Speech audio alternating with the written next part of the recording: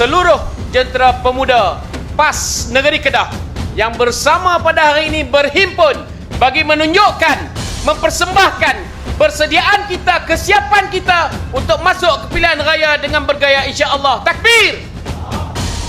Tuan-tuan dan puan-puan yang dirahmati Allah sekalian, hari ini kita telah berada di bumi jelapang padi yang bertuah ini.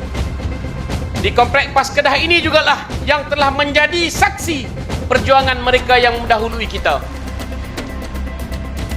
Berkat istiqamahnya orang-orang lama yang terdahulu terus menabur benih-benih perjuangan yang hari ini sampai kepada kita. Pilihan raya yang lalu telah menjadi saksi kepada kita semua bahawa sebuah parti yang kuat dan berpengaruh jika tidak diurus oleh orang-orang yang beramanah tumbang akibat kebangkitan anak-anak muda.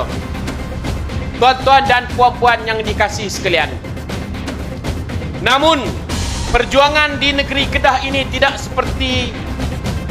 secerah seperti yang dijangka. Kita pernah kalah tewas setewas-tewasnya. Kita pernah menang sedikit. Kita pernah menang banyak tapi tidak mampu menjadi kerajaan. Tetapi takdir Allah Subhanahu wa taala, hari ini kita telah berada di tampuk kepimpinan pentadbiran kerajaan negeri Kedah. Insya-Allah saya ingin menyeru kepada seluruh jentera pemuda PAS di negeri Kedah, teruskanlah persiapkan soft, terus siapkan seluruh kekuatan dan persiapan bagi menghadapi pilihan raya di seluruh peringkat, di cawangan, di DUN tuan-tuan, di parlimen, seterusnya di negeri Kedah, walau di mana saja kita berada tuan-tuan. Mainkan peranan kita di setiap posisi yang telah kita diamanahkan. Kalau tuan-tuan semua ahli ARC, mainkan peranan sebagai ahli ARC untuk menarik seramai yang boleh anak-anak muda bersama kita.